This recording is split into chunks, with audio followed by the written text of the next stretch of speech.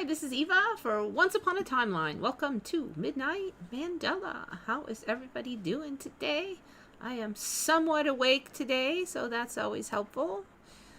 Frankly, it's because I kind of halfway shifted back to the night schedule again. I did not maintain my daylight. Now it's like 50-50, so I do get like half the day that I'm awake, so I don't know. I guess I can, it's like right in between. I can stay awake late or I can shift it to the daytime. That's my story and I'm sticking to it.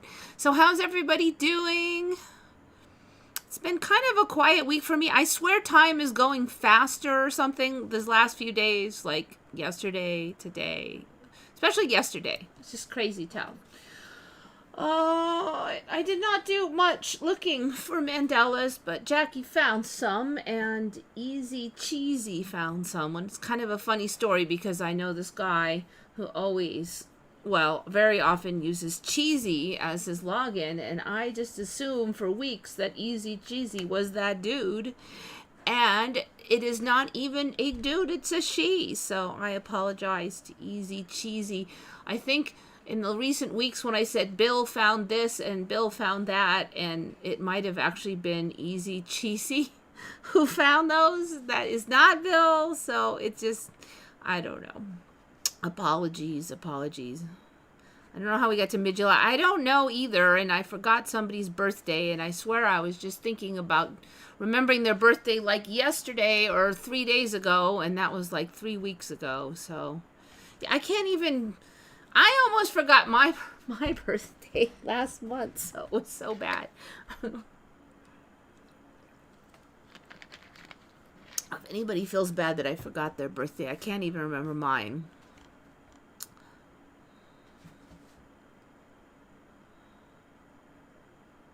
Yeah, I forgot to do the crown. Kill the crown. I'm sorry. Kill the crown. It sounds kind of bad that way.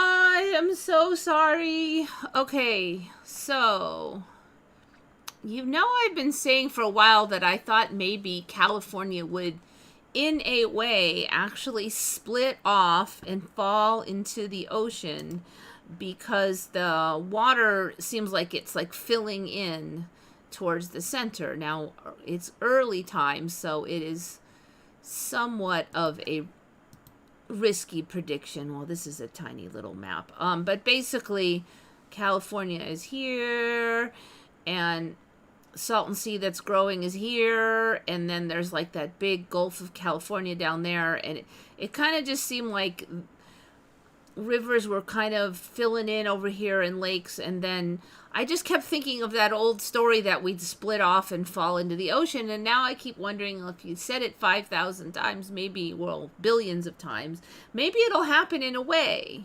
And so today I saw this thing where they said in ancient times there was actually a giant lake in the middle of California.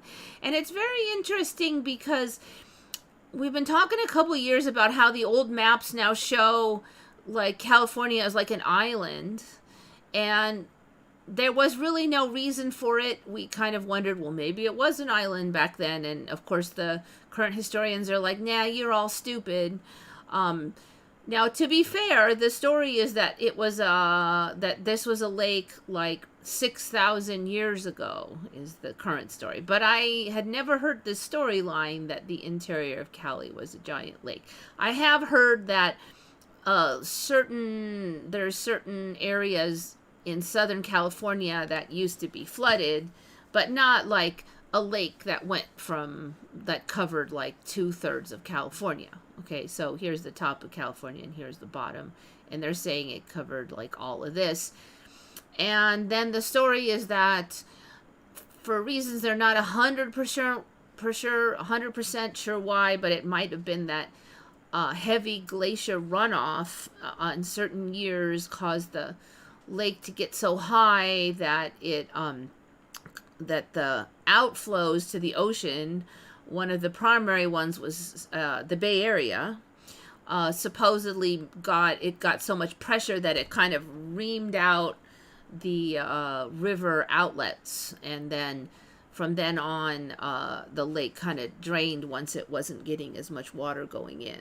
It still seems a little weird to me, like the whole lake went away, but they are saying there was a couple of little lakes left, and one of them was Lake Tulare, which is that weird lake that showed up like a couple years ago in the big rains, and then they said, oh, that used to be here eons ago. And that story has changed too, because I predicted when Lake Tulare showed up, because they're like, oh, it's going to evaporate, probably by next year. I'm like, I don't think it is, because once they show up, they don't quite go away. That's been the pattern, and it hasn't. Last I checked, Tulare is still there. Okay, so Lake Corcoran is the lake that supposedly once existed in the valleys of the Sacramento River and the San Joaquin River, at least as far north as Sutter Buttes. The size is kind of questioned.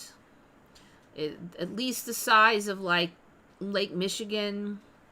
An alternate view presumes the lake covered only the southern parts of Central Valley.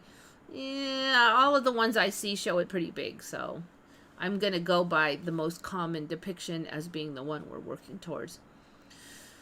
Let's see. Buena Vista Lake, Kern Lake, and Tulare Lake are remnants of Lake Corcoran. It's just interesting that Tulare Lake is mentioned, and that was, when it showed up, they're like, oh, that's only going to be here for a year, and it hasn't been here for eons, and nobody remembered there being a Tulare Lake, but now it has been here more recently, like in 20 years ago, there was Tulare Lake now, so I'll go over that in a minute. The lake is a source of Corcoran clay, a lacustrine unit of the Tulare and Turlock lake formations. I don't even know. A lake is a blah blah. Okay, I don't even know what is Corcoran clay. The lake existed 758,000 to 665,000 years ago. So those old maps that showed the Cali as like an island would are not supposed to be 660,000 years ago. So it underwent about 15 dry wet cycles, blah blah. So maybe it was in one of its wet cycles when those maps were made. The thing is, it's supposedly it hasn't been here for like 600,000 plus years. So the lake originally drained into Monterey Bay. Now I did mention, let's see if this can be right here. That's not much bigger. There's a little chew out that I said was getting bigger, and that's where they're saying it drained into, and you can actually see kind of a line now where it would have.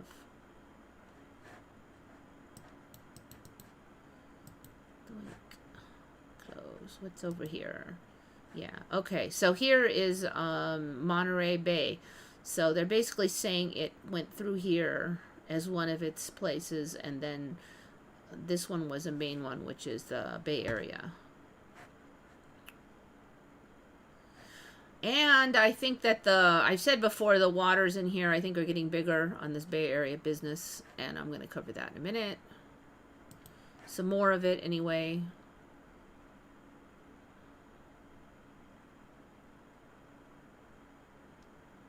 600,000 years ago, a new outlet formed on the present-day San Francisco Bay, where it remains today. Okay, so that's the outlet of the non-existent lake where it remains today. Okay. All right, there's the glacier theory. Okay, so got you. One of the places they said it drained from was the Carquinez Strait, and I'm like, what? The what? The what? Is a narrow tidal strait located in the Bay Area of Northern California. I mean, like, hello, I've never even heard of that, and I'm from the Bay Area, and we used to go up all the time to these areas. It is part of the tidal estuary of the Sacramento and San Joaquin rivers as they drain into the San Francisco Bay. The strait is 8 miles long, connects and connects Suisun Bay. I've never heard of Suisun or Suisun or whatever, which receives the waters of the combined rivers with San Pablo Bay, a northern extension of the San Francisco Bay. I've never heard of freaking San Pablo freaking Bay. So I think these are new for me. I think here is, let's see, this is Suisun Bay. Okay, whatever you say. This is Carquinez Strait with Benicia Martinez. See, I remember Benicia, and like there was like this stinky little title thing that, I mean, like I think it was just 5% of what it is now, and it didn't have a fancy name, I think, when I lived there. All right, there's San Pablo Bay. I do remember San Francisco Bay. I just don't remember this business. I think this is all newish. Grizzly Bay? What in the F? I don't remember any of this crap past San Francisco Bay. There's the Golden Gate. I remember that. I just... this, I think, is all getting new here. Okay, so San Pablo, Carquinez, Suisun, Grizzly. God only knows what's out here. I remember Petaluma, Napa. Don't remember Mare Island Strait. Okay, so anyway, I think there's more new water here. This shows it nice. So here, I think this is where we're collecting. See, there's these rivers are getting fatter. It's getting more river in here. This is expanding out. So it used to be around the Salton Sea here was no farming or anything because it was just super dry as the Sahara. But now there's all this farming. It's green. Also, the waterway through here is kind of connecting up slowly. It's slow. It's very slow. But if I live long enough, I may live to see at least part of this, I think.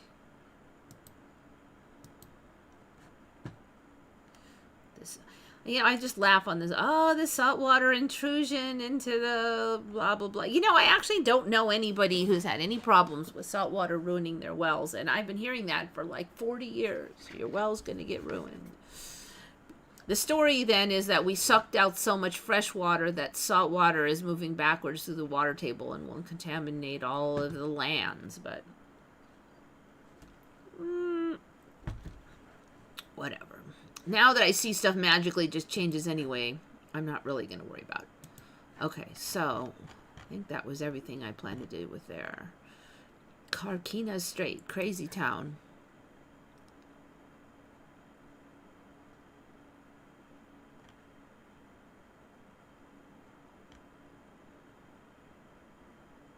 Suisun Bay, I don't know. Suisun, how do you even say it? I've never heard of it before.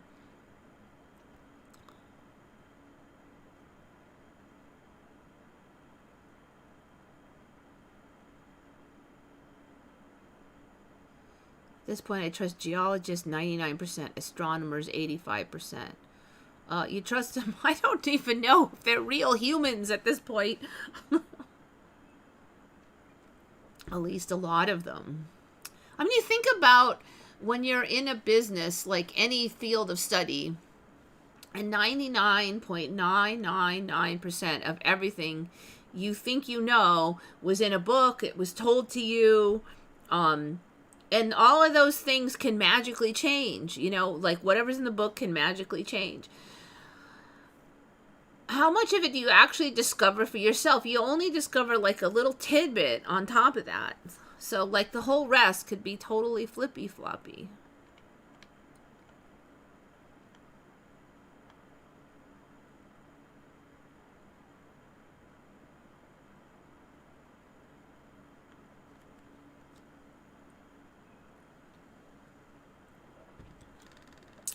Geologists and astronomers make up stuff about our past. I think, you know, they believe what they say, but I also do think that a lot of times there's a bunch of active imagination and just assumptions based on stuff that they were told has to be true.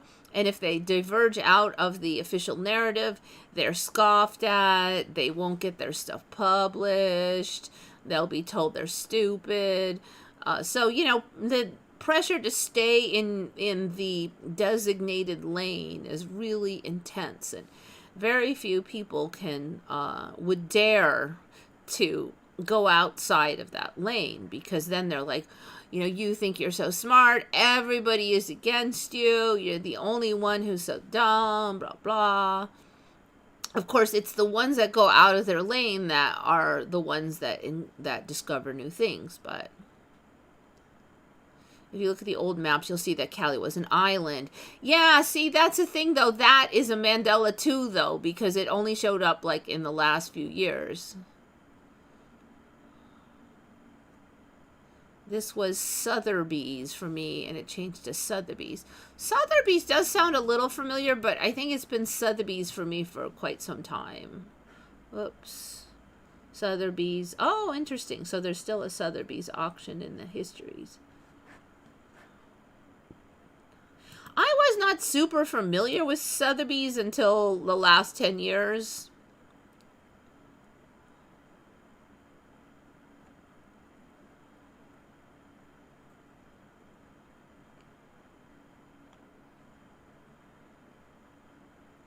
It's been a pretty good week for me, I would say, overall, but the time has just been going to, like, yesterday and the day before, the time was like, it was so fast. Today wasn't so bad, but I swear the 2 days ago and yesterday, it was like I barely did anything, and then it was 10 p.m.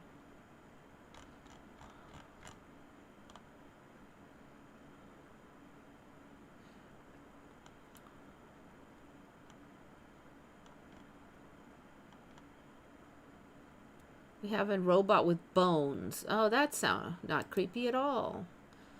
Not creepy at all. Okay, let's see. Ew. Okay, it definitely is creepy. Why even do that? Meet proto-clone with synthetic muscles and bones. I mean, the other ones operate just fine. The problem is having the brain to have them know how to do the dishes. The problem is not making them move. They figured that out now.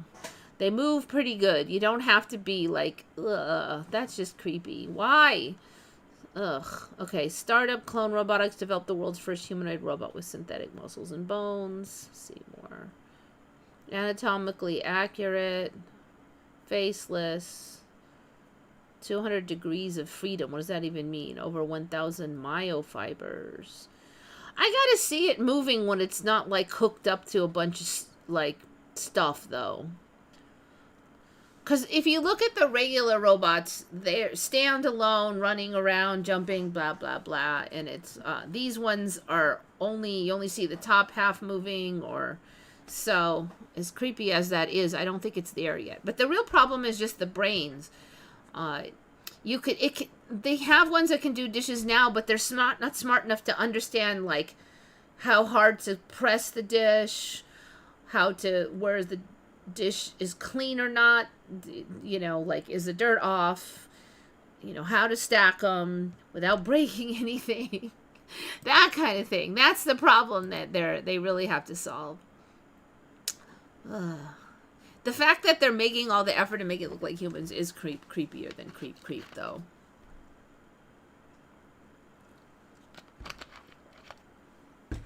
I mean, why bother? They've already solved the movement problem. Why does it have to have the human structure? I remember seeing California as an island on a few old maps many years ago, and then learning that it was because map makers were too stupid. Yeah, I know, but see, like...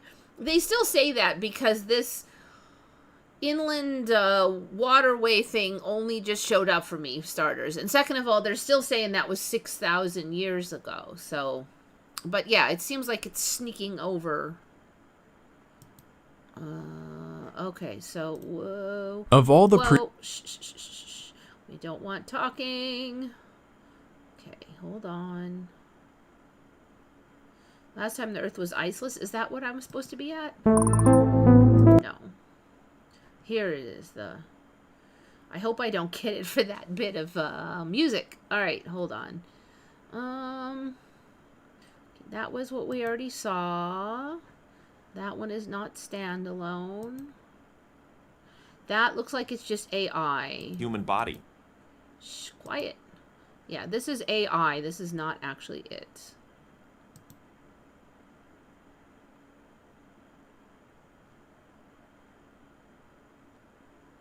Just going along to see if I see it.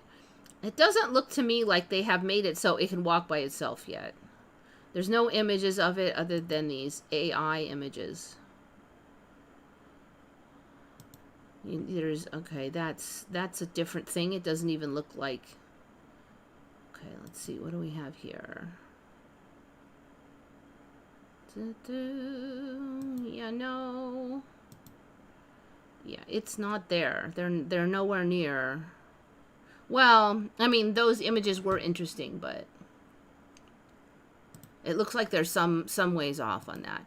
Like, why even bother, though? Why even bother when we already have fully movable, regular robots? I mean, all that money into it. Did they just start at the same time and they're behind, or what?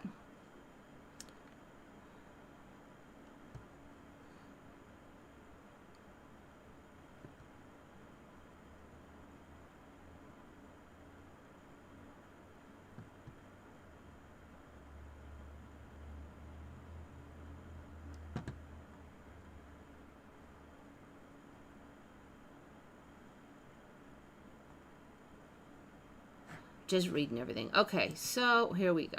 That one's done. Did Carquinez straight. Oh, this thing. These Lash eggs. That was so gross. Okay, Lash eggs by Easy Cheesy. Easy Cheesy that is not Bill, but a different Cheesy. A female Easy Cheesy. So I kind of heard this Lash eggs thing, I don't know, like the last few months maybe, but I hadn't really checked on it, and I guess I had in my mind that it was these sort of ill-formed eggs that sometimes come out first. I thought that was it, but no, I was wrong. They're not it. Apparently, chickens can lay this thing that looks egg-shaped, but it's really just like gross infection parts, tissue, and maybe egg all mixed together in a disgusting, hideous quasi-egg. And it's like meat, and it's okay, this one's a partial, that part is the Lash egg, and then this is an unformed egg, and it's so gross. I don't even want to go into it too much, but that's so disgusting. You know, my mom had chickens for years, and so apparently Lash eggs are saying is a sign of illness, but I wouldn't be surprised if it kind of evolved. I don't know why everything has to be so gross, but yeah, we had sick chickens, and you know, chickens don't live that long, like 3 years or something, so they get sick pretty often. They're actually kind of a little bit prone to getting sick. We give them antibiotics and all this stuff, and usually if you just give them, we kind of figured it out. If they have this symptom, give them antibiotics. If they have this, you do this. After you get about 5 or 6 treatments down, figured out, you can usually just kind of fix things on your own. But I'll tell you, we definitely had sick chickens, and we never had any of this grossness that is described here, which is just absolutely nightmare fuel.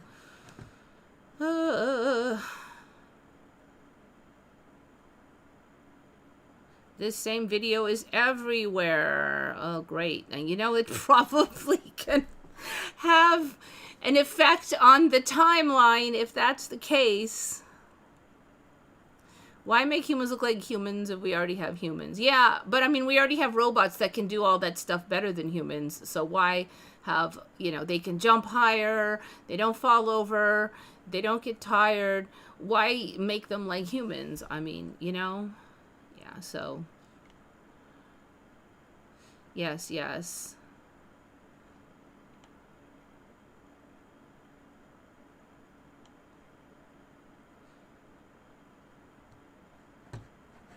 Lash eggs. So good find, Easy Cheesy. This is called salpingitis. When they do that, where they have like an infection and then they just make this Nightmare fuel egg. Why call it Lash egg? It didn't even really say why, and I'm kind of afraid to even look and to see. Probably down the line it'll look like an eyelash or something. Okay. This one, who had this one? This one is Jackie. So the famous Russian novelist, I thought the name was like Dostoevsky, okay? Something really close to that. I really thought there was this like a ski or a key in there, Dostoevsky. Dostoevsky. There was like more, I don't know. There's just something missing now. And I remember there being like, the spelling looks really weird now. Dostoevsky, I guess. Yeah, I think it's, let me look at this. I can read this Cyrillic kind of. Dostoevsky.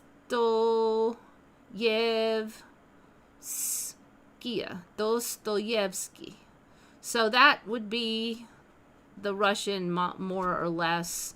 Sometimes Russian's kind of like English, because like how it's spelled is not always exactly how it sounds. So it's not as bad as English, because English is totally crazy that way. But I can't sound it out and know 100% like it could like with Spanish. So, but anyway, something like Dostoevsky. Okay, Dostoevsky. I guess that sounds okay, but I swear it was something else before. And the ski words letters I remember in there, that would also fit with Russian, but Dostoevsky.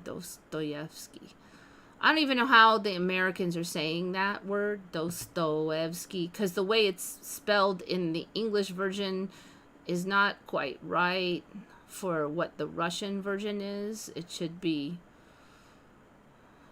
I don't know. But then, and when you go Tolstoy, it sounds like Tolstoy, and it's not Tolstoy. So, Dostoevsky, that's, I don't know. It's bugging me. I don't know. Something's off. That's not like one I'd swear to 150%, but it just does not look right. Oh, yeah, live chat. Hold on. Ta-da!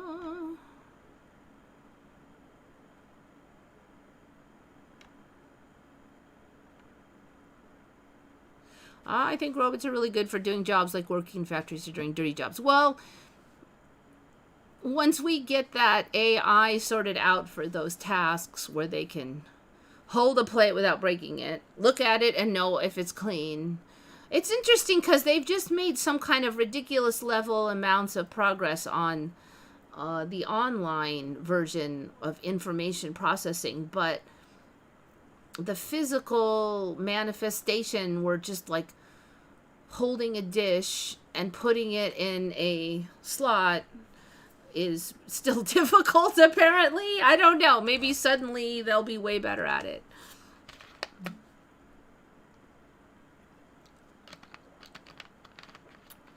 Dostoevsky? Huh. Dostoevsky. Everybody's got their own version. Maybe it's different in every timeline. I thought it was Dostoevsky. Fyodor Dosto. Yeah, he was Russian, so I don't think he wasn't that.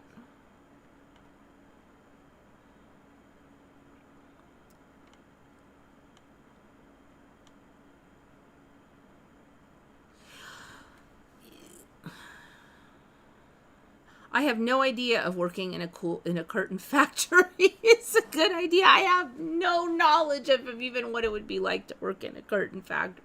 So I cannot help you. I have actually never worked in any large factory. I have worked for very small production facilities, but I have never worked in a large. I'm sure it's totally different when it's large scale.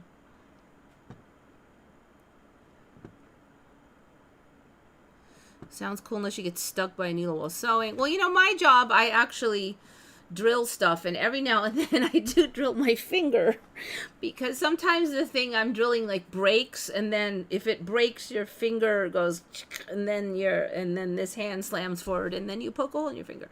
And it's not going to be like a hospital visit, but man, it does hurt.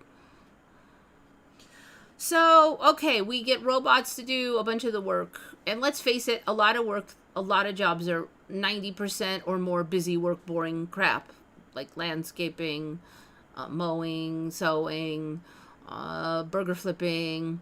Even like the customer service thing, is being replaced now by, just push the button. So the amount of actual jobs left for regular humans is going to be like really small. So, we just got to have to really think hard about how it's going to go so that we have a pretty good life because of this. Imagine that. But the second issue, I think, is also that people with too much time on their hands, you think that that's great, but then for a lot of people, they just end up with no purpose in life. They just get whiny and spoiled, and they're unsatisfied. They don't know why. It's like if you ever deal with rich kids that get everything they want when they're a child, and they're spoiled, and they're like, a lot of them are brats. Now, some rich people raise their kids really carefully, and that doesn't happen, but you see it. So what is going to become of humanity if we all get like that? So there could be a huge challenge in this, even if we do get what we think we want. Let's face it, even as children, what we think we want is often not what's good for us. I want a horsey, then when it comes time to clean up the horse poo every day, you don't want to do it, but as a little kid, you just don't think that far ahead. We think we get way smarter when we get older, but a lot of times we get what we think we want, and it's the same thing. We don't like it. So I think it's going to be a huge challenge for humanity, that the loss of jobs translates to like more leisure and comfort for us, for the average human, and then the second thing would be that we find meaning in life outside of work, and I don't know if that's ever been really successfully done on a large scale. I don't think it has. I'm trying to think of every a lot of times when you get to that point, that's when society falls. Like the Romans, life gets too easy. You grow up all spoiled. You can't handle even the smallest challenges. The whole society gets weak, and then foosh. Now, this whole new thing with the robots, that would prop us up, but what kind of state are we going to be in? Or will we move past that? Will we evolve past that? Will we solve those problems? I don't know. But there's a lot ahead if we get there. And I think at the rate we're going, it's going to happen. If I don't keel over soon, then I should see a lot of it.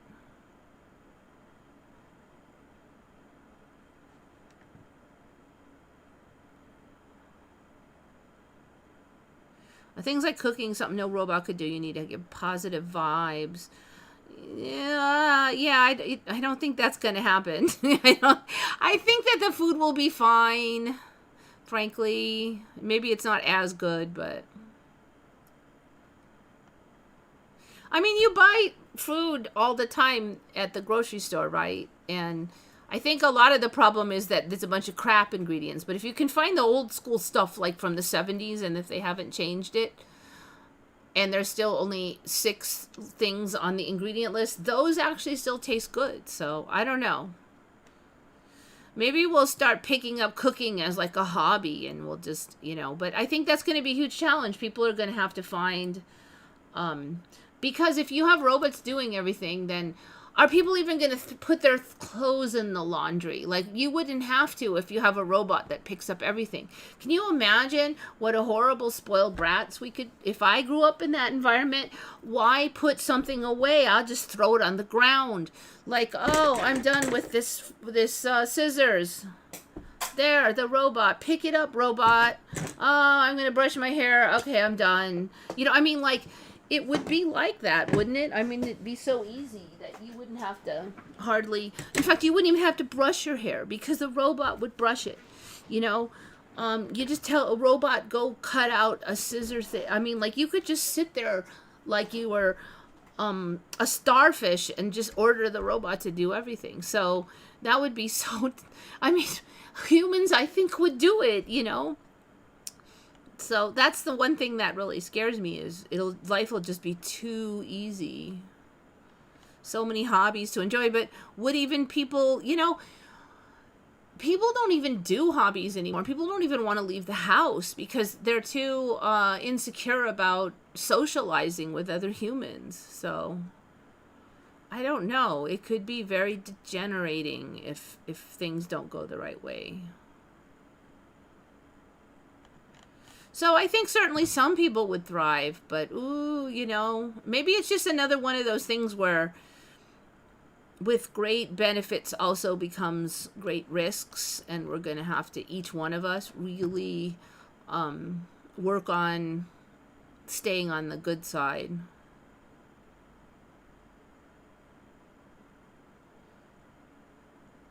You can't fall in love with a robot. You know what? People are already doing it.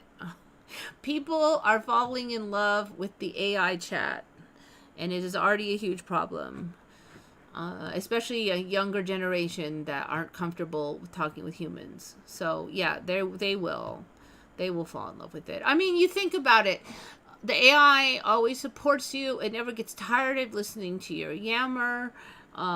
It matches your tone. If you're mad, it gets sympathetic. If you're joyful, it's joyful. It never gets tired of giving you what you want. It's endlessly patient. That's going to be another problem because humans aren't going to be those things. We're going to have a day when I feel crabby and I'm kind of short, and the AI is never going to have a bad day. So that's going to add an added challenge for humans socializing with other humans too. Let's see a robot install a travertine floor through 5,000 square feet house, including fireplaces. I think it will be able to do that in a reasonable amount of time because it's going to be able to do the math in its head. It's going to be able to cut the tiles perfectly. It won't have to do any measuring so much. It will memorize if it does measure, it'll memorize. I mean, they'll probably have specialized robots for that kind of job.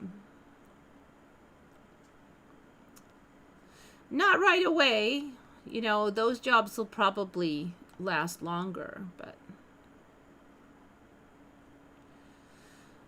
there's some things that robots can't do because they can't actually think and reason or plan for future events. I would not say that that's the case. They are actually able to plan out a thing. The AIs now can do that. They just don't perfectly understand the physical world. But if they start putting them into robots and the robots can learn in the physical world, I think that will change. Anyway, Dostoevsky, which is now Dostoevsky. Dostoevsky. I'm wondering how Russians say it. Dostoevsky. Okay, this one, I think this was Jackie's, right? I didn't even write it down. I'm pretty sure it was Jackie's. Jackie's. The jacket, speaking of Jackie, jacket of Marty McFly. I don't remember it looking like this. This is the Marty McFly outfit. I don't remember it. What do you guys remember? I'm not going to say it this time because I want to see if you remember. What do you remember about the whole outfit and stuff? Was it this? Wait, I kind of goofed that up. Is this the Marty McFly look here?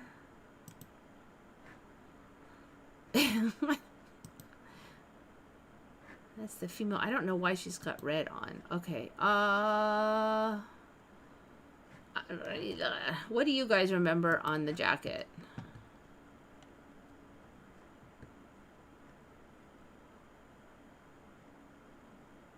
A-Team has changed. Yeah, that one's an older one for me with the more red and the van color change. Walmart greeter jacket. What is a Walmart greeter? Okay, wait. Walmart greet or greeter. I've never typed in the word greeter. Greeter jacket. Walmart jackets. How do you say that? Walmart, employee door guard jacket. What do you even call those?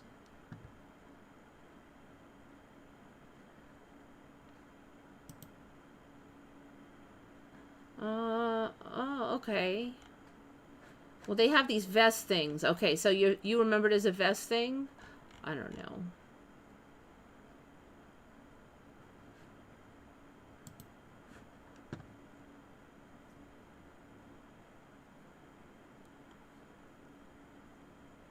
All right.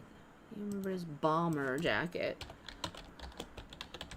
I think some people in here do remember the current timeline.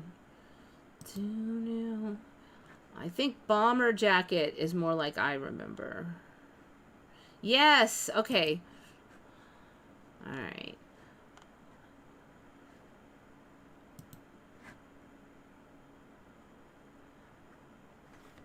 All right. Shari remembers a puffy thing, no pockets. Rubinsky T remembers bomber jacket.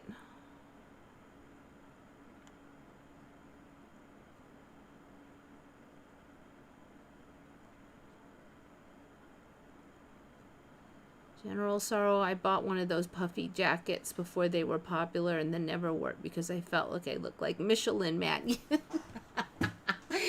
Actually, that has always been my thing. When I was a child, my mother bought me some of those. And very soon in my life, I decided that I just looked like a giant puff ball and I hated them. So I never bought those. Even though I'm sure they'll keep you nice and warm, but hey, this is California. I will survive without it. Okay, so I have failed on the figuring out what a Walmart greeter jacket is, unless you mean it's like a vest thingy. Not sure the vest was red. Okay. Had a lumberjack shirt on. You know, right. That's right. I'm thinking of the jacket, but I do think he had that red plaid. Didn't he have the red plaid underneath? I do remember red plaid, and then he did have the regular jeans with like folded cuffs, I think. Let's see. See, it's not. I do remember like folded cuffs at the bottom of the pants, though. Let's see. We need images of Marty here. All right, so that was the costume because I just wanted to simplify it. Let's look at the real dude. Nope, that is not the real dude. That is a. Here we go. Yeah, that is something. This shirt, I don't think that's right.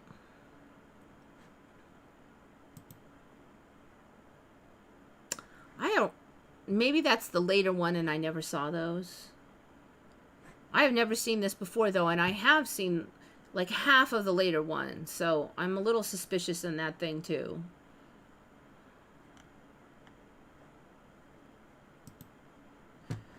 This one's a little. Maybe that's supposed to be the later one.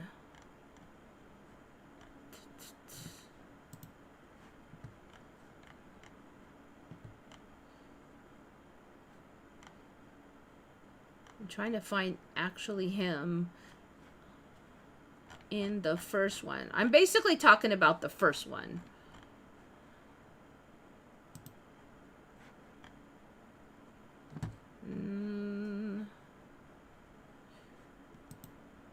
Anyway, it's that one. Here we go. Nice and blurry. Okay, so for me, it was, I remember it being red, but I remember it being more of a bomber jacket style with some zipper pocket thing. So, like, kind of like this, but a little, like, kind of like that fake leather look with extra zippers and, not a million of them, but there was some extra. I've never liked all those goofy zippers because I always thought they looked kind of funny.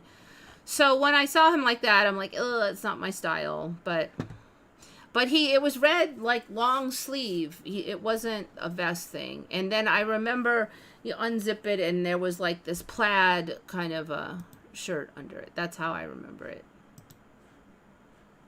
I think it's been this puffy thing for a while though, because I think I did see this recently. This one's actually closer if this was red all the way down and there were some zippers. But I think this one is meant to actually mimic the later one. I think that's the one where he...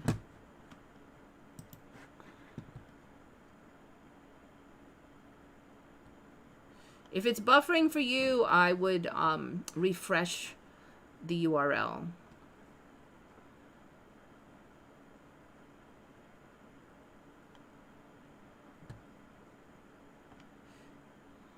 Yeah, unfortunately, I can't play songs on here because I'll get an instant copyright, so I can't really check out your song. Sorry. Not on live on the air, anyway.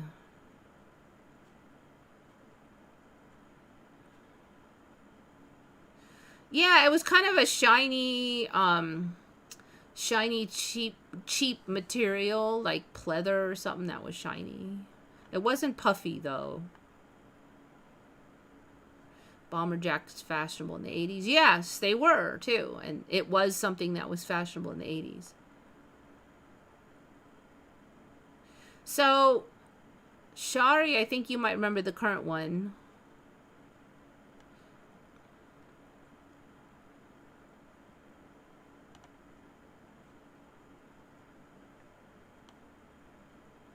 Pleather, it's that fake leather.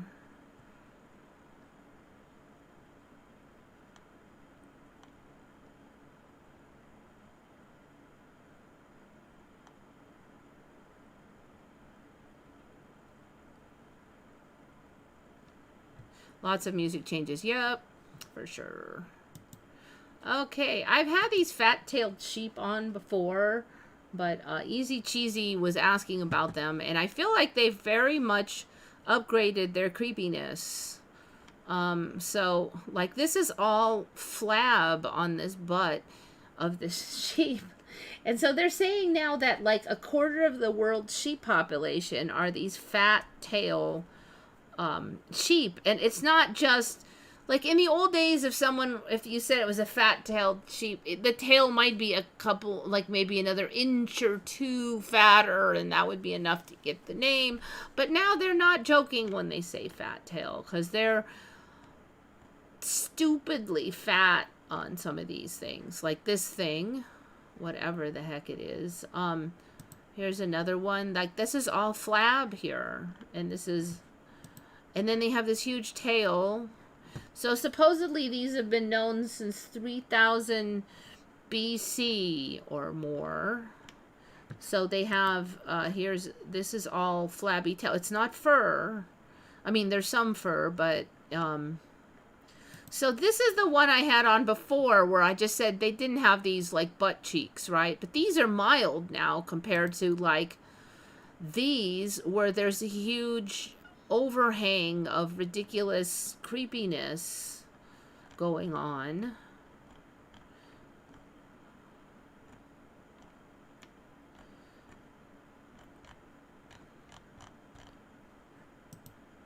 Like, see, look at those. I mean, why is it they're so blurry?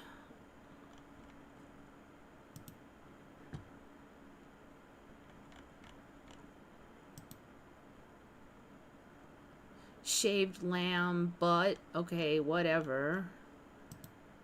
So they weren't that big even when I was looking at them before. Stick it. It's interesting because the ones that are more extreme are also the hardest, like the lowest pixel count on most of these. And I think they're just new because I looked really hard for the most weirdest looking fat tail sheep image. Like, I think it was a couple years ago, and it was basically like this one. It was really similar to this one. And now, that is like the mild one.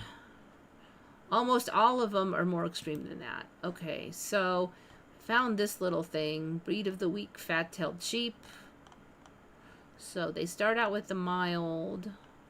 Then they have this Dumba sheep from India. And, I really couldn't find too much on this Dunbar sheep, and apparently Dunbar sheep just means fat-tailed sheep. But this is like ridiculous, and apparently it's not unheard of. So here it looks like it has a giant tumor. That's what's creepy about it. Tiny little image. So this one has this tail that goes all the way to the ground, but the tail's like this fat. So some of them have giant butts, and then some have these fat tails, literally, and some have like a combination. This one looks sort of a combination. It really looks like they have tumors. It is like absolutely disgusting. So here's an older image of one. So that's all flesh with fur on it, dangling nearly to the ground. Here's another one, giant tumor thing. There's another one. It's like ridiculous.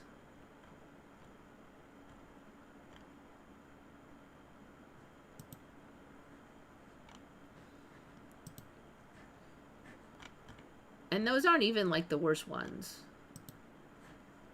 Okay, there's the Dumba, fat-tailed sheep. That's the one we already saw. Okay, I did find a couple other weird ones. This one, I mean, come on. I'm sure that's supposed to be a prize specimen, but how can you live like that? Well, you're just dragging that along or something?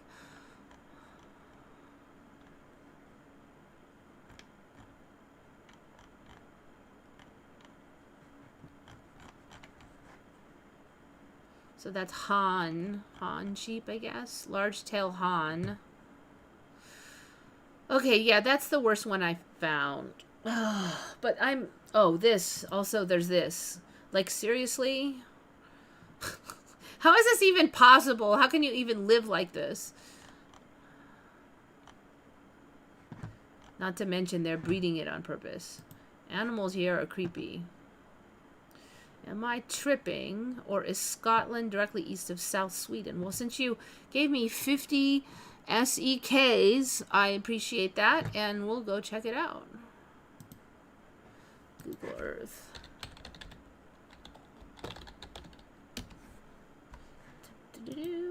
Now that the new computer that I've had for some time now, I still think of it as the new and wonderfully fast computer.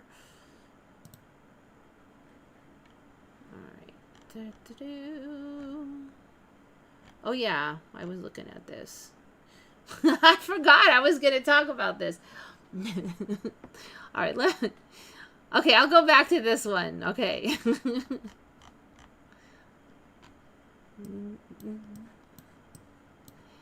Problem is when I say I'm going to go back to something and then I get distracted and then...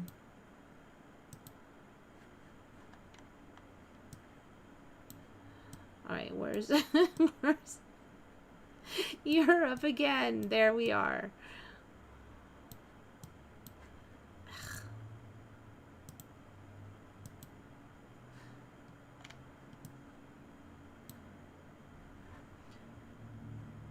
Stay north. Okay, it's accepting that as north. It's so big. Look, it's bigger than France now. It's like one of the biggest countries. UK. So, I do remember it like really bent this way. But I also just remember it way out here and like tiny. Like it was like that big. It was a little bitty thing compared to this. Well, I don't know if UK's like gotten larger or Europe's gotten smaller, but I mean, look, it's huge.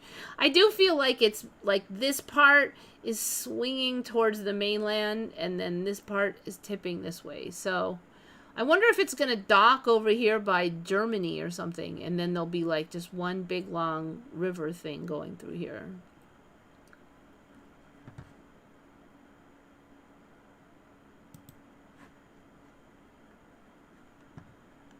Yes, I have had, Linda, I've had those fat chickens on before.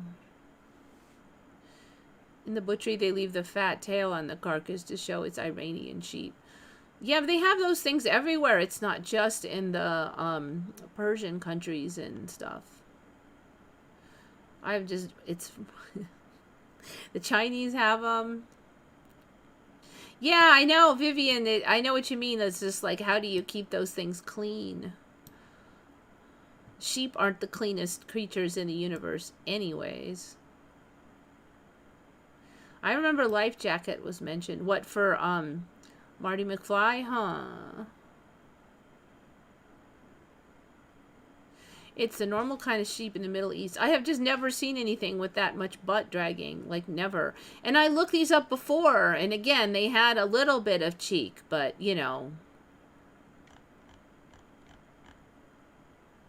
And those are old images, too. Yeah, the Tao chicken, I've had those on before. Those are a Mandela for me, too. I had them on a few years ago. Yeah, the white pole in, like, that Mars has snow-capped poles now. It is crazy. I agree. It is crazy.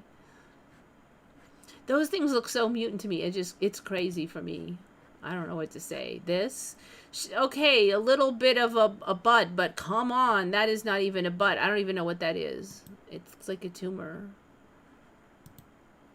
How can this even be, like, you hose them off every day? How do you keep them from getting, like, infections? Oh, here's that Tulare Lake I was talking about. I don't know how this got separated from the main chatter of the giant interior lake, but so yeah, that Tulare Lake that showed up that I talked about like not too long ago, or maybe it was just a year ago. So now they're saying that Tulare Lake was there in 98, 97, 83, 69, 42, and 20, and then in 2023. Okay, so wow, that was like 2 years ago, 2-ish years ago. But when this thing happened in 2023, they were like acting like it's been eons since Tulare Lake showed up. And they showed all these like houses and stuff built in the area of Tulare Lake. And I don't think they would have gotten permission to build houses and permanent structures if every 10 years or something there's a lake there. I mean, they wouldn't have done that. So I don't know. So I did predict when that Tulare came that they would keep it, and you see now it's going backwards in time, just as Salton Sea has done.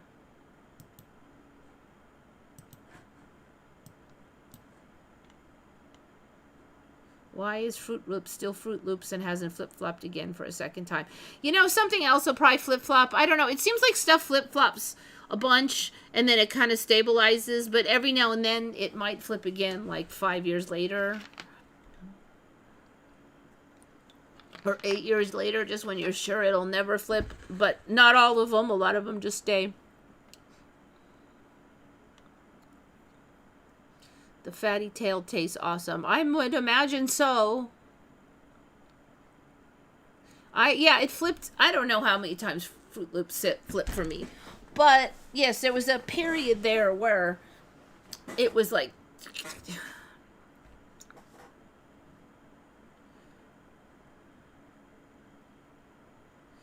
How many years am I in? I think it's been over 8 years. I think it was 8 years. I was involved with the Mandela for 2 years before I started my show.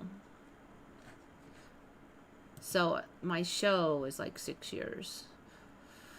Long Island is not an island. So this reminds me a lot of the island by me that turned into a peninsula. So Long Island is actually legally a peninsula.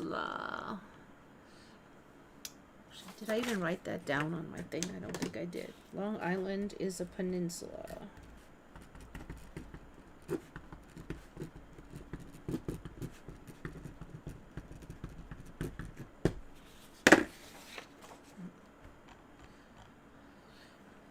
Now, granted, I'm way over here on the West Coast. Would I have known this lore? No, probably not. But it's very suspicious to me because it's just a pattern I'm seeing over here.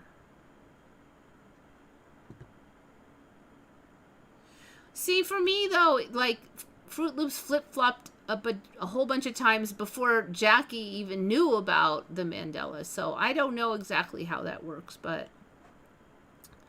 Maybe it was done before you even started. Maybe you jumped straight past it. That's the thing, as long as we've been in all this, it's been a while since we've really learned anything. Like in the beginning, we were sort of sorting out, okay, some people see, like we had to figure out that people jump at different times, okay?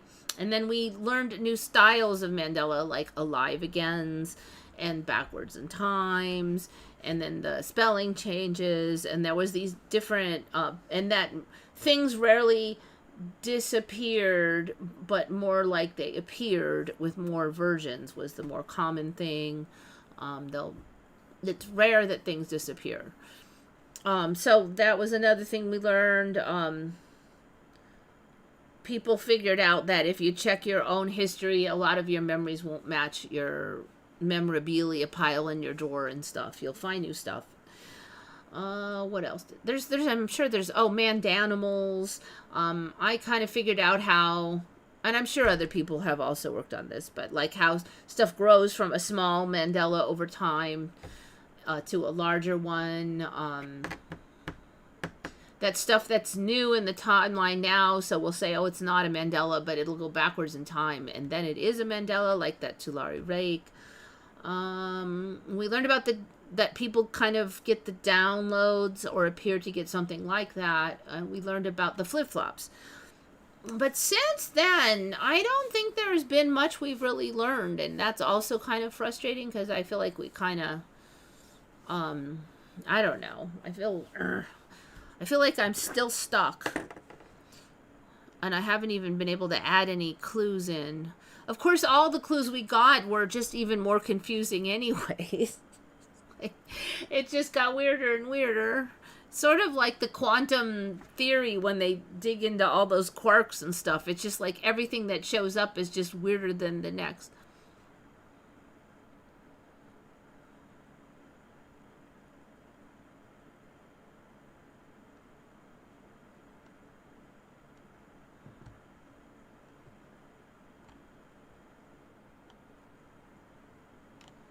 I don't know. Maybe it's a different me because it's like 8 years now. I'll double check that because shortly after I learned about them, I joined Reddit. Yeah, about 2017. That's about right. I did my piece with Mandela as if I'm going further. Yeah, I don't think I'm as frustrated as I used to be, but there's still this nagging irritation that it's like Jello. I can't, maybe my brain is just not evolved enough to really get it, but I've been watching reruns of you.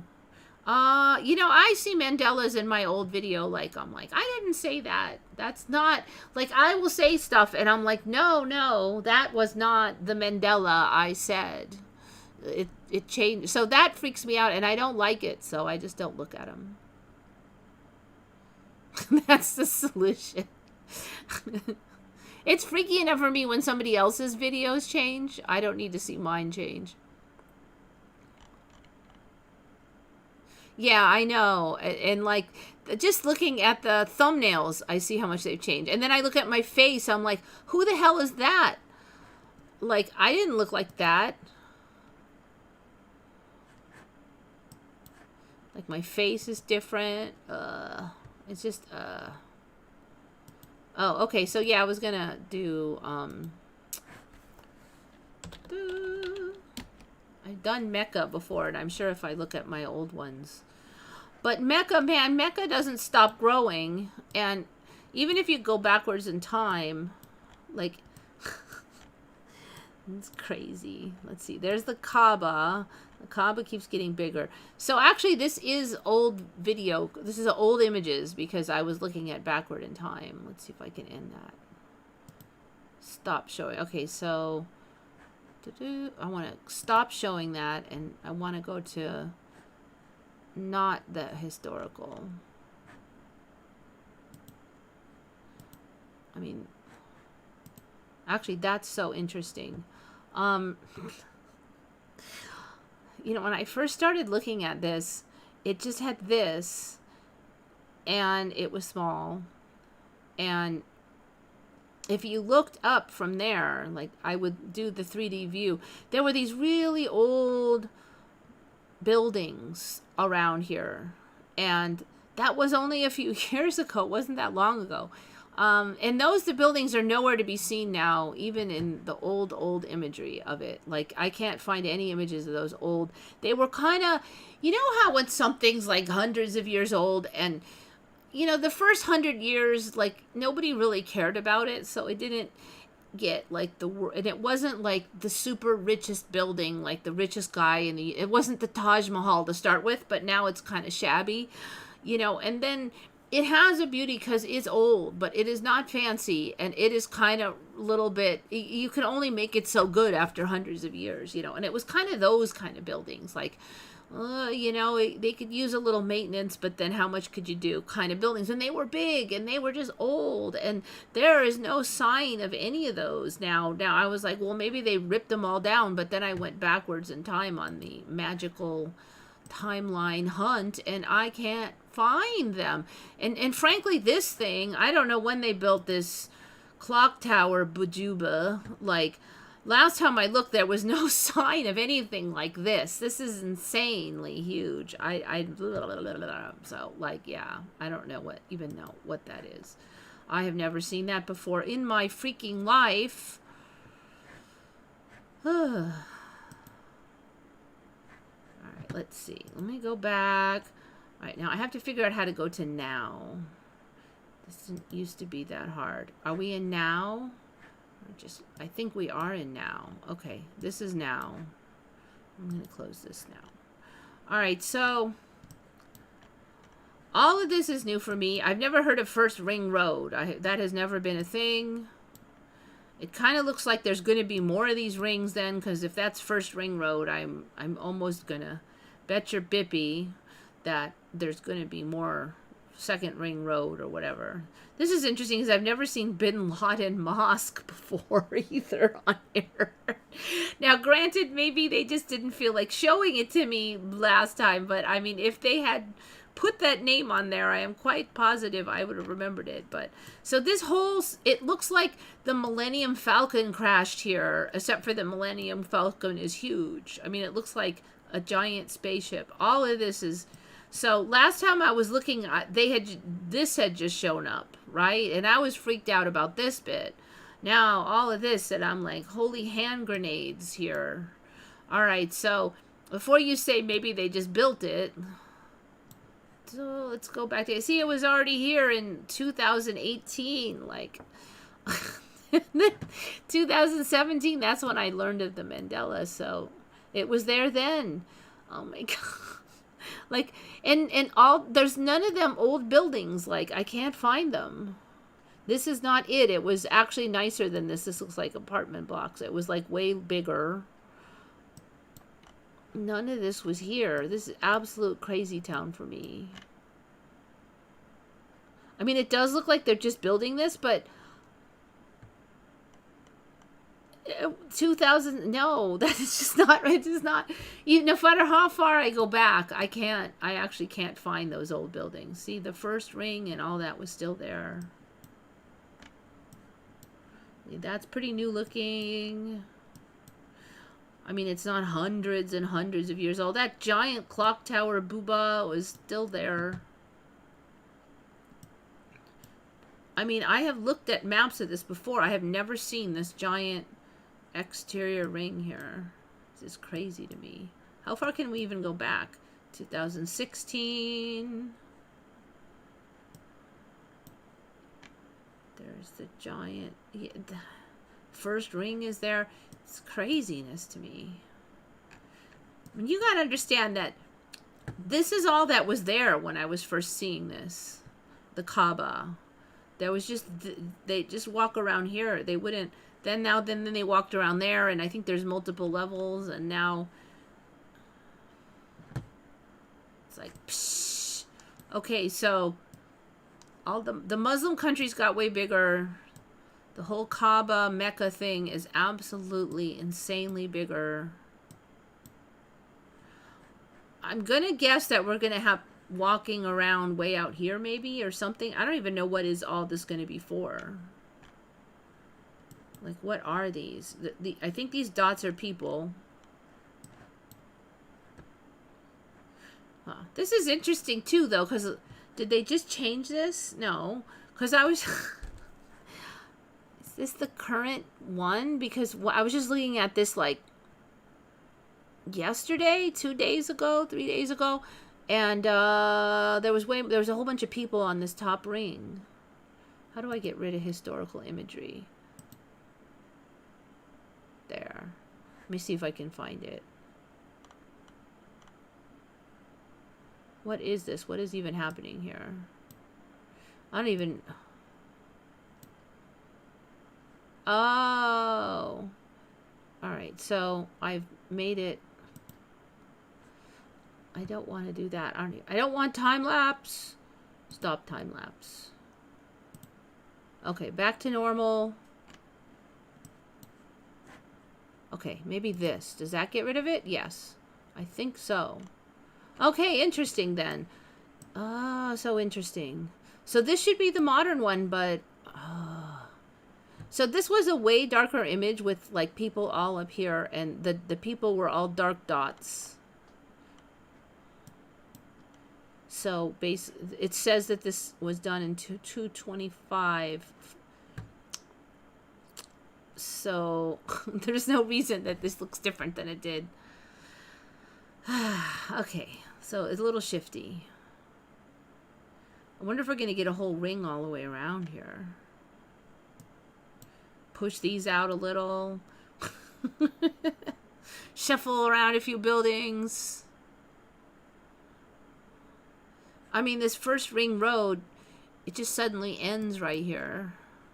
That's kind of crazy. I'm thinking that this is going to get filled in. Yeah, so anyways, the Mecca and the Kaaba, crazy.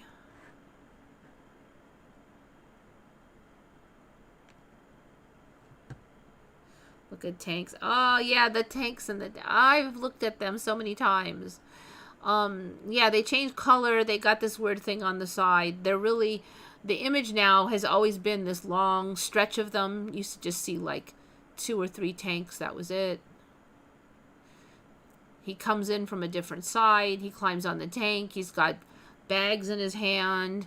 For me, originally, he did this, and he didn't have any bags in his hand. That never happened now. I don't even know if anybody from my old timeline remembers him standing in front of the tanks with his hand like that. I might be the only one left from that timeline.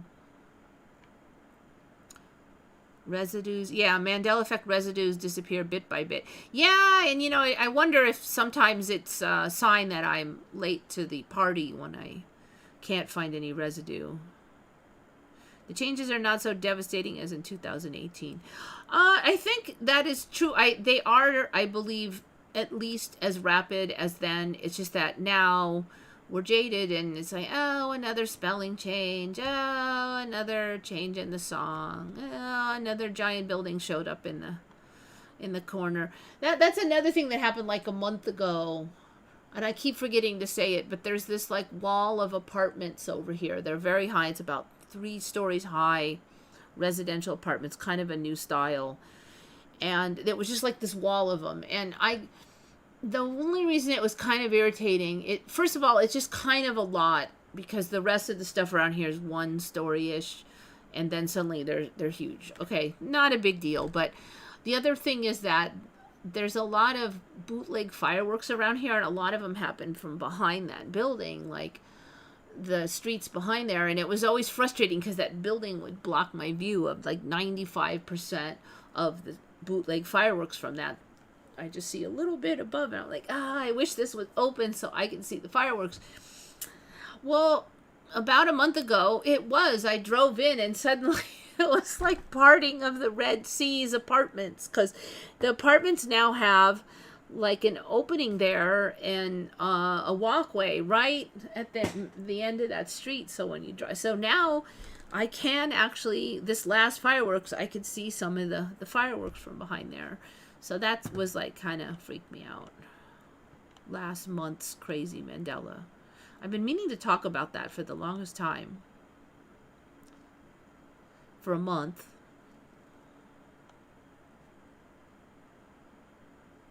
I know that Saudis keep demolishing and rebuilding around the Kaaba. Yeah, but you know, like that, it just, like I showed you on the timeline, there's no sign of those old buildings. At any image ever. So maybe that's the story that hides all the crazy Mandelas at Mecca. Everybody assumes if it's gone, oh, well, they demolished it. And then you go back 30 years and it wasn't there. I thought only Muslims were allowed in Mecca. I don't think so. I thought, my understanding was that Muslims are supposed to go there once in their life. But, and then, originally for me, there wasn't the walking around the Kaaba. And then you only had to go 3 times around. And I think it's 7. How many times around the Kaaba? 7. Hopefully I spelled that right. Kaaba. 7. Okay, it's still 7.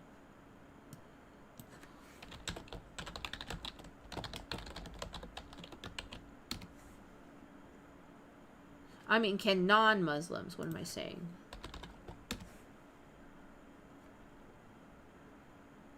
Cannot visit Mecca under Saudi Arabian law, even as tourists. Oh, I have never heard that before. The city is restricted to Muslims only. In certain parts of Medina. I have never heard of that. Even as tourists. Interesting. Proof of religious beliefs is checked upon entry, and anyone not showing proof of being Muslim will be denied access. Huh. Okay, that one's a new one for me. I mean, I can't say it was a Mandela, but I've certainly never heard of it.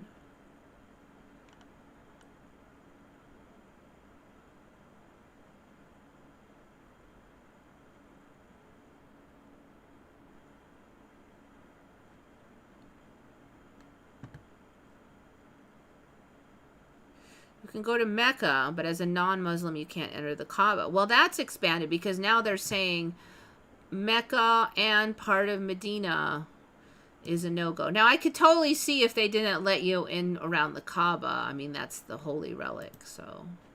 But yeah, I don't know. Unless that AI was wrong. Mecca, yeah. So iVisa travel says the same. No Mecca.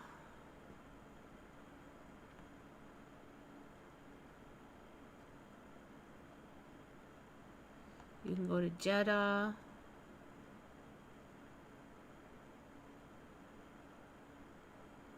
Yeah, so you can go as a tourist, but only if you're Muslim. Tourist. Okay, same thing. Restricted from the whole of Mecca and certain parts of Medina. I wonder if that's going to expand. That's interesting because I never heard of it. Shari remembered only the Kaaba area.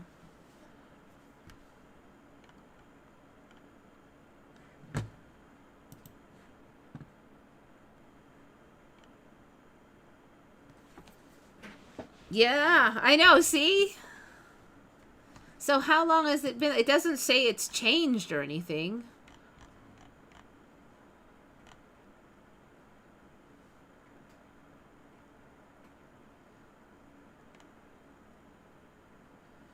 Penalty for non-Muslims is deportation from the country and a possible fine. Plus, they do check on your way in, so you'd have to have, like, forged paperwork or something.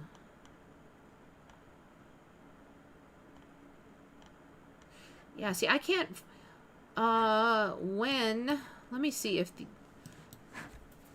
When were non-Muslims first banned from Mecca?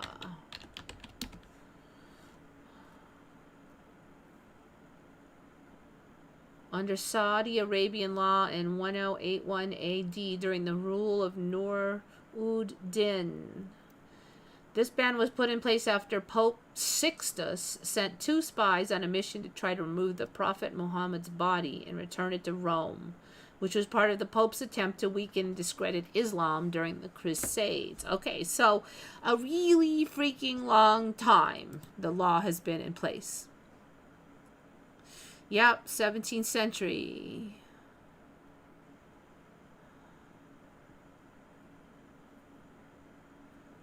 I mean, I'm not planning to go. It's just that we don't remember it being that way. So it's a Mandela.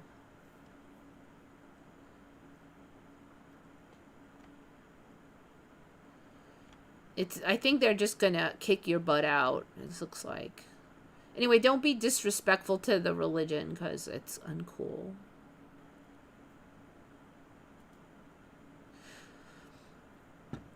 There's a lot of, you know, like any religion, there are good people and bad people, and there are people who practice it in better ways than others. So it's interesting because, you know, in America we're told all this stuff, and then I start watching these travel videos and somebody's like, well, I don't know, but I'm gonna try going to Iran, and they think they're all brave, and then they go there and everybody's like really nice to them, and then they're like, whoa, because they don't, you know, that is not what we're taught here is going to happen.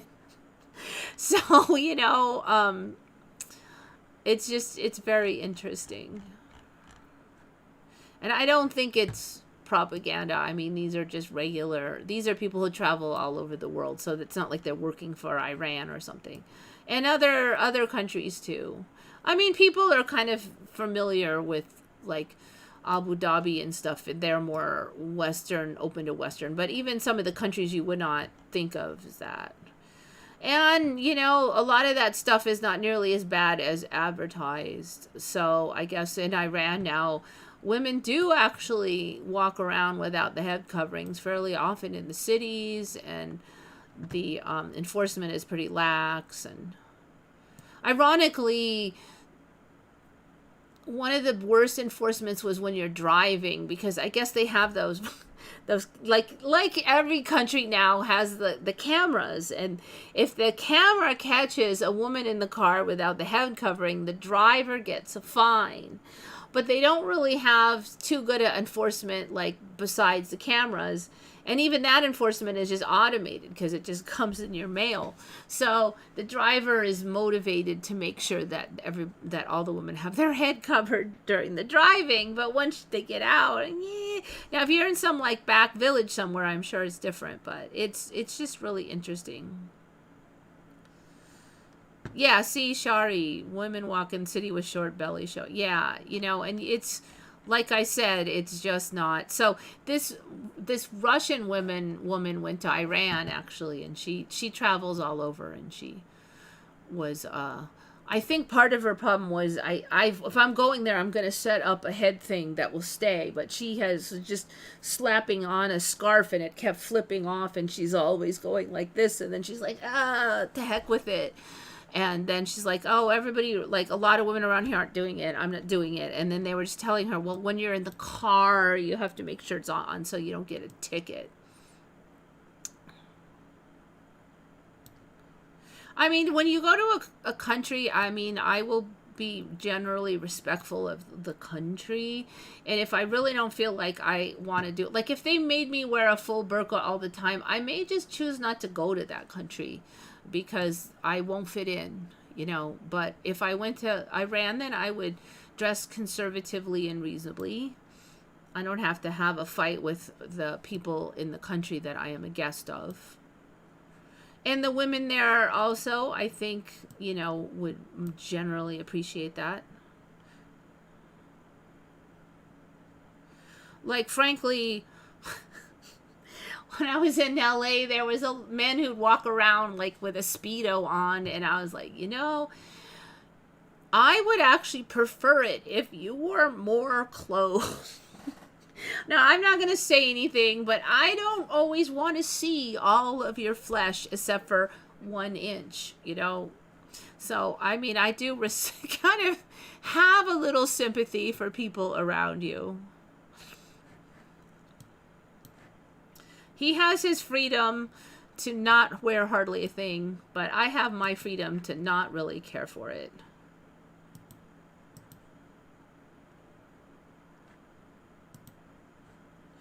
All right, let's see. We stopped with the, I think we did the ball lightning last time. I think I did that. I think we're here. I've done these light pillars before, but it's interesting now because it looks like they are down in front of the clouds and stuff, so it's kind of weird. And this is not a camera artifact according to what people are saying. Subsun. Yes, it was a subsun. There are ice crystals in the air and they reflect the sunlight. Halo type phenomena. So these subsuns, I just don't, I would see them hanging out there, but they weren't, I think they've kind of altered a little, subsun business, and they're more like pillars now.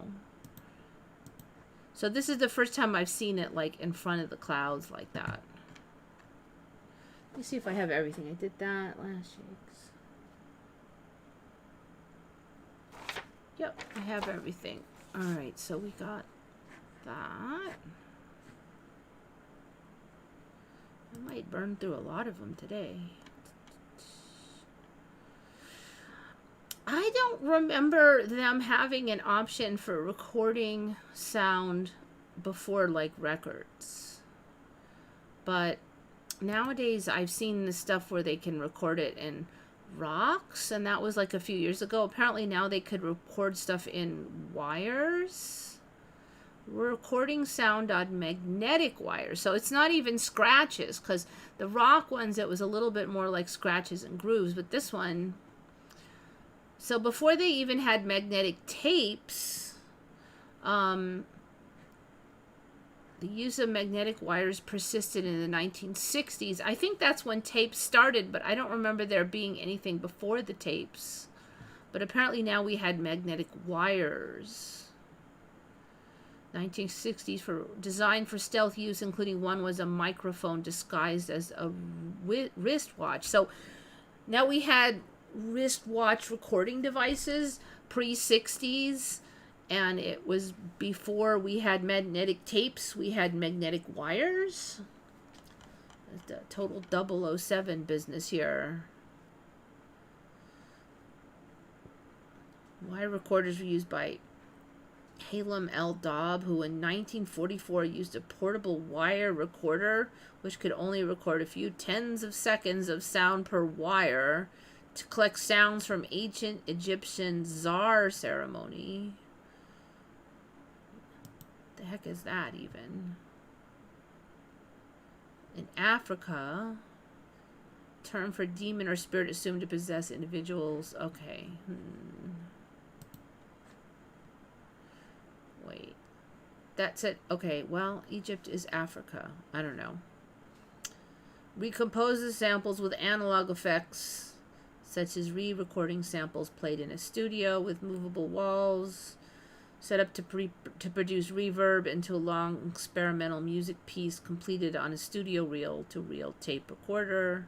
It is considered a pioneering example of electronic music. What in the heck? Okay, I don't know. So we just... Since 1944, huh? I mean, why even go to tapes? That maybe tapes help more information is now the story, but I really don't think there was anything before tapes. They don't show you the real face of Iran in the West. Yes, that's true. And I started getting a lot more suspicious when I realized that most of what anybody knows about Russia is really quite inaccurate. And then I started watching these other ones, because I think before I'd be like, I don't want to go there. But now I'm like, even if I feel like I don't want to go there, I'm just going to watch the video, because maybe it's not what I thought. And a lot of times it's not. And, I put up enough effort to realize that it's not just some propaganda piece. Because, it's usually still pretty obvious when something's a propaganda piece.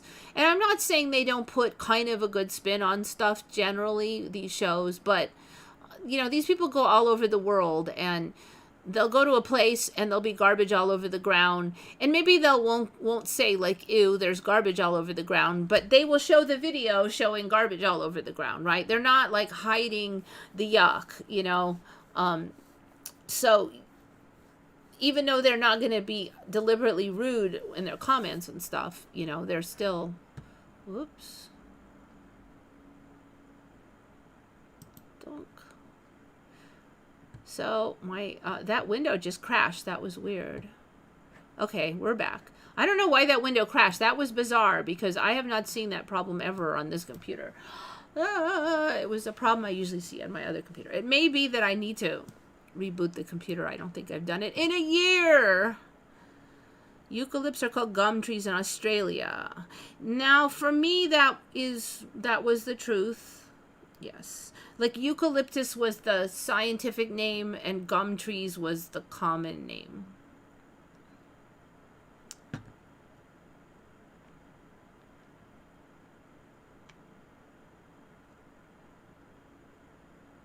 My country is known for people not wearing shoes. Like not at all? Like not even flip-flops or anything? Seems like it's a little hard on your feet. There's a lot of sharp things on the ground.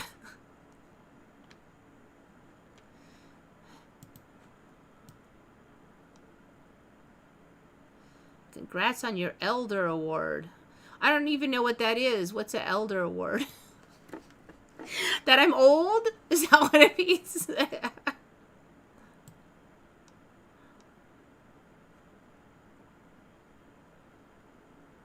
See, a lot of people don't even know. Like, I didn't know this.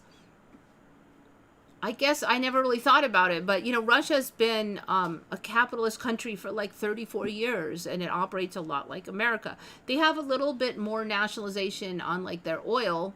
But it's actually good. It's actually something I think our country should do. Because when Russia sells oil, then the government keeps the money. And because the government has the money from oil, they don't have to tax the people that much. And then they also offer the gas at subsidized rates to their people. So that fuels their industry. Because their industry has, they are able to operate more efficiently.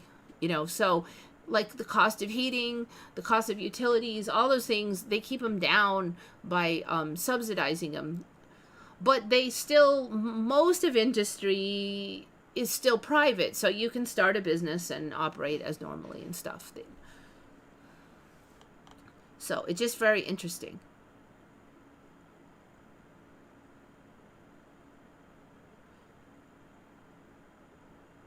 I think that we should... I mean, it'll never happen, but, well, I don't want to say never, but I think nationalized oil makes sense because right now the oil industry gets a lot of subsidies, but they don't pass any on to the American people. We pay the global rates. Now, there's a little discount because there's not a big shipping transport fee for as much stuff, but if the global rates go up, we pay a lot. If the global rates are ridiculous, our rates are ridiculous. So we don't get a subsidy at all. We don't get any benefit from our oil. And they actually subsidize the oil companies a lot. And sometimes the subsidies are more than the oil companies even pay back to the government. So it's all a giant, like as best I can tell, it's a giant grift for them. They do pay for permits to drill, but they get so many subsidies back and then they make all the profit. It's just crazy. So we go to war for oil, like they're always joking, like, and it's not exactly a joke, but you know, America goes to war and all of these wars and battles we fight apparently to control the oil, but none of that is controlled by our government. It is controlled by Exxon and all these other companies. So it's all the more ridiculous. Like, what in the F, man? At least if you're going to go to war to oil, our country should get the oil, right?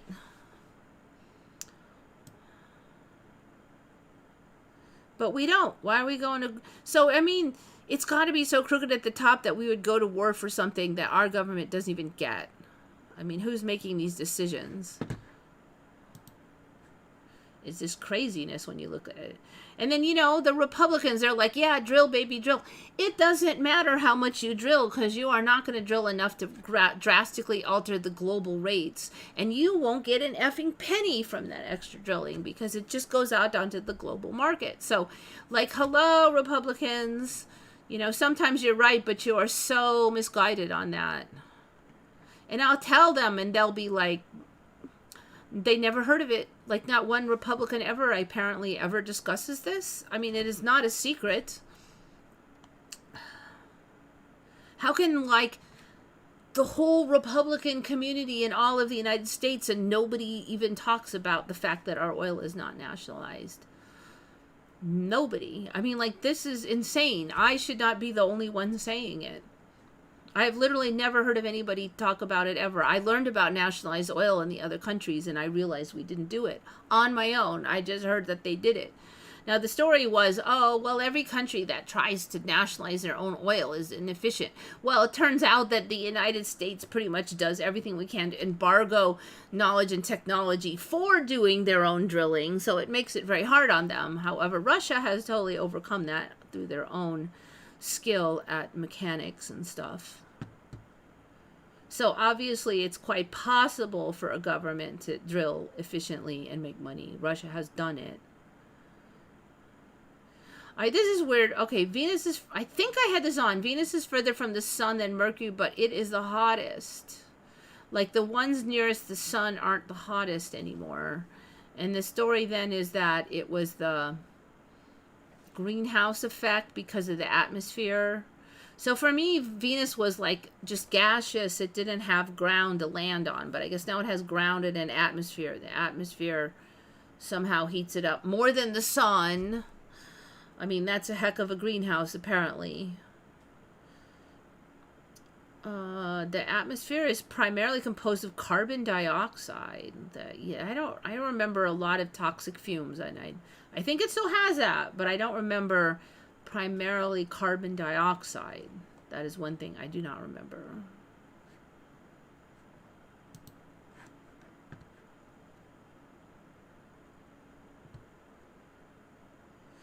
A cafe I went to yesterday gave me a proper bamboo straw with my iced coffee. Hey, we're not even allowed to have plastic straws in California. Instead, you get a paper straw in a plastic baggie because plastic is bad, so they banned plastic bags. But plastic baggies for your paper straw, still legal. Government should govern and not do what they want to do with our money. Well, it's just, I think it's a matter of if the government is actually making decisions primarily for the sake of the people, and I don't think that the United States is. And maybe in my old timeline in 1970 it kind of was, but now it is not, and changes backward in time seem to indicate that it hasn't been. So you know, it's interesting, though, because when things are going fine, you don't really question that much. You know, now that I just kind of see everything sucking and homeless people in tent cities on the sidewalk, and you start to go, wait a minute, what has gone wrong? And since I grew up in a time when it wasn't like that, I know that it doesn't have to be that way. I did research on it. I never read Gumtree anywhere. Interesting. So California has loads of eucalyptus, and I don't want to say it's not a Mandela for anybody, but that's part of the reason I know a lot about them is because we have weather that's kind of similar to Australia and a lot of parts of Africa. So therefore, we have tons of plants that grow in Australia and tons that grow in Africa, but especially Australia. And eucalyptus is one of those that we have many, many kinds.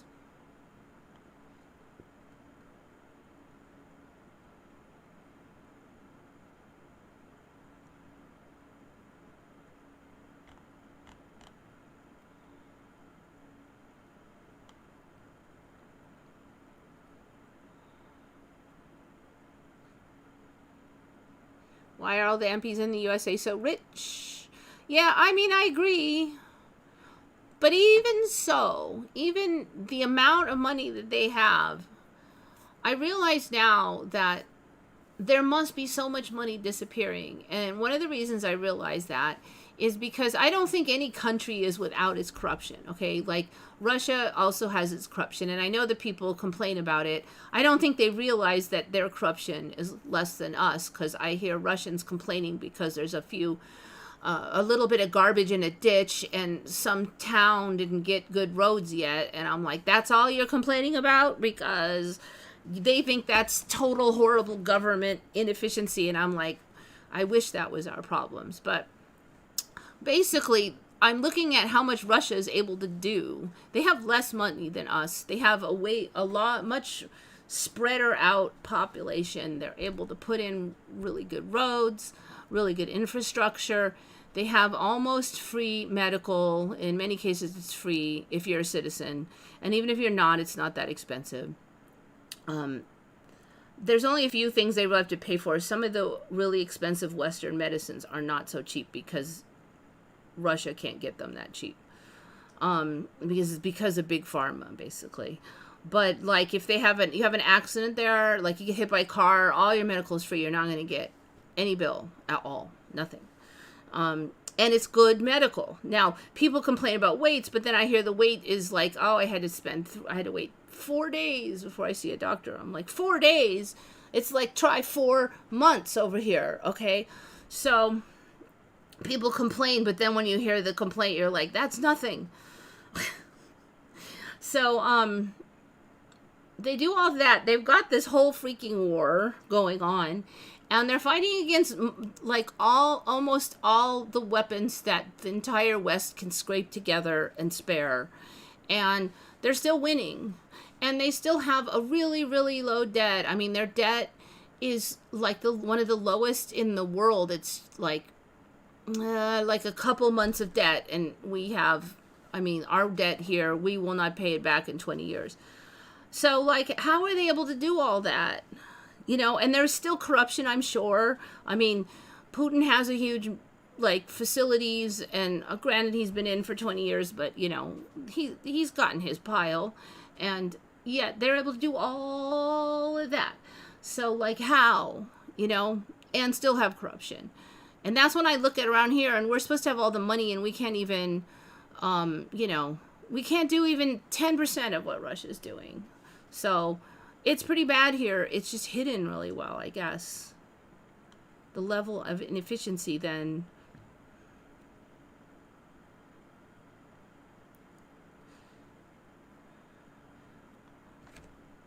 I mean, like, a lot of places in Russia, you don't even pay for heat. I was thinking, oh, it's going to cost a fortune to heat your house in Russia.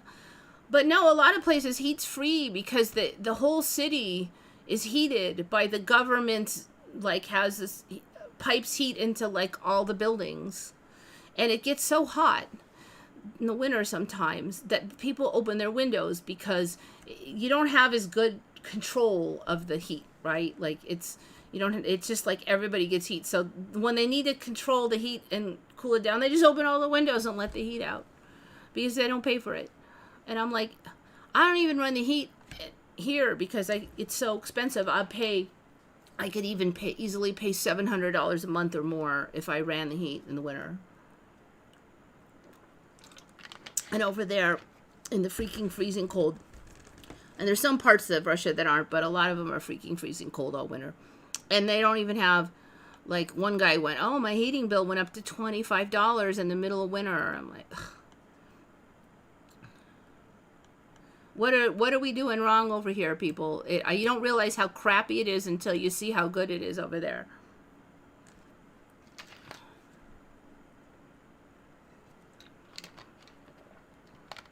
I pay rent, which covers all bills, so I have my aircon on 90% of the time. There are very few places here that don't have separate, that don't have your own separate bill for that. They pretty much, the apartment complexes, because of the bajillion-dollar bills, they spent thousands to make you have your own separate meter for that reason.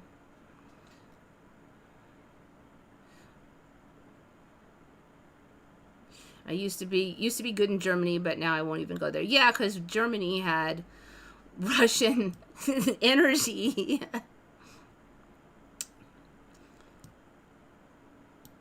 Yeah, see, all of my renters, I've rented multiple places. Every last one, you had your own separate bill. There has never been a single place that didn't have my own bill for everything. Now, some places, the water is not separate. And the trash, I would say, is often not separate at rentals, but the electricity always was. And because it's so high, they're not paying that. Because you know what? If they rented you apartment, like back in the day, it's been a while, but back in the day, say a small studio apartment in LA is $900, you could spend $900 just on the power. So they could not safely make money. They have to separate it. I mean, now you can maybe rent a room in someone's house for $900 here. I don't think you could do it there. I think it would be even more. It's absolutely insane. And see, that's another thing that Russia does. They build, low-cost housing, high-rise, and then they have the metro, so you can get on the metro. You just take 2 stops down. It's kind of like Japan that way. And you can have a place and you can rent. It's tiny, but you can have a place for $150. And yeah, Russia doesn't have social credit score. And apparently China never has had social credit score either, not in this timeline. I really wonder if it was in some timeline, but I cannot find any trace of social credit score. They only have credit rating like us, like if you're going to take out a loan. And that is the one downside about Russia. Loans are really expensive. Their interest rates are very high. They don't want you becoming debt laden, so you just have to save up money and buy. But see, stuff's affordable there, so you could do it. If you saved up money for 5 or 10 years, you could buy. Here, it's absolutely insane. You couldn't save up that money. I mean, we get the loan for the house. You probably will die before you pay it off. You just sell the loan along with the house to the next person. You know, that's kind of how it works here now. Absolute insanity. So let's see. Did we do this one last time? I don't think this is the one that Shari found. So another sprite captured by the pilot. And you know, one thing I really noticed about it, it is slow now. So when we were first seeing these sprites, it was, that was it, like 1 millisecond, like the old lightning was. But now, this one kind of hangs out for a second. You know, you don't have to, it's not like blink and it's gone. It's not like you're looking at an after image on your retina because it was only there for a second. So I find that very interesting. That is another way that they're phasing in, is they're taking longer. Okay, so we get that. Kind of seeing how they're going to look. So it starts purple, then it turns red, and the red shoots up. Oh, it looks like it. I think that fade might have been from the less lightning on the bottom.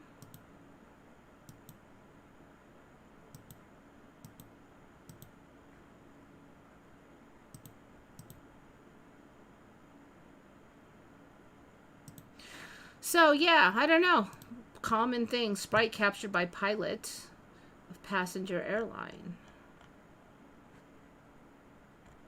1 in a million shot. I don't think it's a 1 in a million shot anymore. They're common. Well, I wouldn't say common, but man, they're not rare like they once were.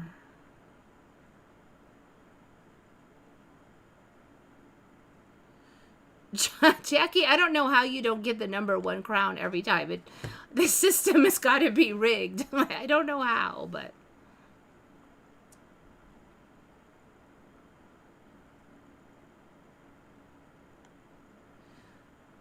Yeah, Chodar, how did you get to #1? Did you pay off? I wonder what all the algorithms are, because it can't be how much you talk only, because people get way up that talk only a tad. Oh yeah, China's another one, you know. China now, I don't know. Like I said, there's apparently never was a social credit score. Different people have been hunting for evidence of it, and none of the Chinese know about it. I have a feeling it might have been there and we just shifted, though. I don't know, because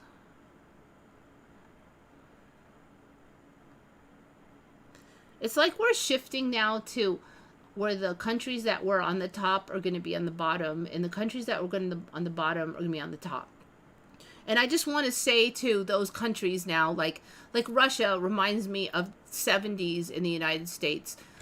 Add in some more tech, because obviously in the 70s we didn't have tech that we have now. Now, maybe it'll go backwards in time, but, you know, for now we didn't have that tech. So if you kind of imagine America in the 70s, but add in more tech, and that's a lot like how Russia is. And I just want to say to you guys, like, don't do what we did. I have some theories maybe about why we switched places, but don't, like, take a different path, because it didn't work out good for us.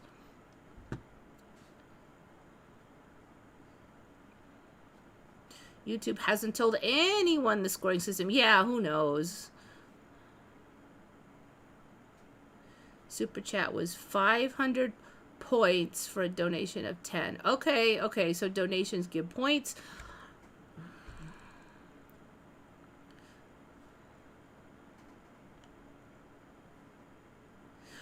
So I don't know, you know, Wes is done. Then again, it may switch around in a couple years. I mean, I've seen things switch so quickly, so I don't know. Maybe it's just that the influence that we were heading in was not the right one for ultimate success, and so now we're trying a slightly different route, and it's going to be, you know, the Muslim countries, the Eastern countries, the Asian countries, but interestingly not Japan right now. So maybe they're going to get a shot, and maybe if they don't take the right tact and they don't find it, then it'll switch back. I don't know. Then this AI thing's coming, so maybe wherever we're at, it'll just kind of crystallize a bit. There's like so many factors now, because I think when we get the AI robot slaves, that's going to change things up so much. I mean, are we going to even have jobs anymore? You know?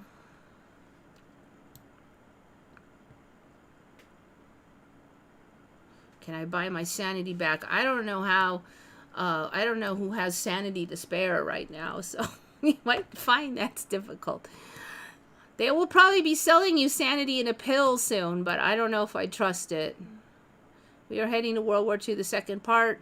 You know what? I vote for a different timeline than World War II. We keep dodging it. I vote that we keep dodging it longer. That's my plan, is to not go to World War III. Kitty is in. Hello, Kitty. All right, well, we're done. It's 2 o'clock. Thanks, everybody, for coming. Think good thoughts, everybody. This is Eva, signing off for Once Upon a Timeline.